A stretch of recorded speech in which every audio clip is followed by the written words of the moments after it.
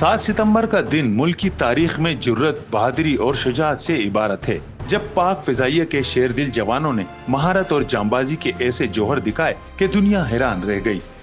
सितंबर 1965 की जंग में न सिर्फ बर्री फौज ने दुश्मन पर सबकत हासिल की और दुश्मन फौज पाकिस्तान के जर्री जवानों के जज्बे के आगे बेबस नजर आई, वहीं पाक फिजाइया ने भी दुनिया की जंगी तारीख में कामयाबी के नए रिकॉर्ड कायम किए।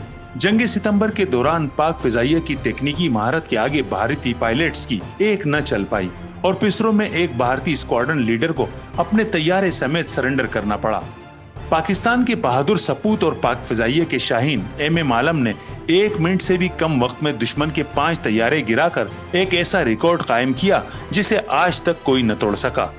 1965 की जंग में अददी बरतरी रखने वाले दुश्मन को एम आलम ने न सिर्फ तारीख साज सबक सिखाया, बल्कि जिन तैयारों पर भारत को बहुत नाज था उन्हें परवाज से पहले ही नाकारा बना दिया और मजमूई तौर पर दुश्मन के 11 जंगी जहाज तबाह किए। जंग सितंबर में पाक फिजाइया ने मजमूई तौर पर भारत के 100 से ज्यादा जंगी तैयारे मार गिराए और कामयाबी से मादरे वतन का दिफा किया। वतन अजीज के दिफा में पाक फिजाइया की हिकमत अमली को दुनिया भर के दिफाई माहिरीन आज भी बेहतरीन हिकमत अमली करार देते हैं।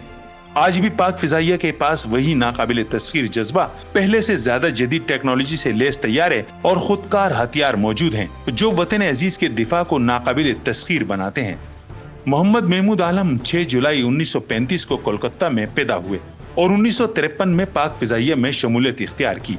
एम आलम ने पाकिस्तान और भारत के दरमियान 1965 की जंग में शुजाअत और बहादुरी की ऐसी लाजवाल तारीख रकम की है जो रहती दुनिया तक याद रखी जाएगी। जंगी तैयारे F-86 से नामुमकिन को मुमकिन बनाने वाले एम आलम को वतन अजीज के तीसरे बड़े फौजी एजाज सितारे जुर्रत से भी नवाजा गया। वो 1982 में एयर कमोडोर के ओहदे से रिटायर्ड हुए। पाक फिजाइया ही नहीं बल्कि दुनिया भर में कारनामों की तारीख में सुनहरा बाब रकम करने वाले ये हीरो 18 मार्च 2013 को 78 बरस की उम्र में दुनिया से रुखसत हुए।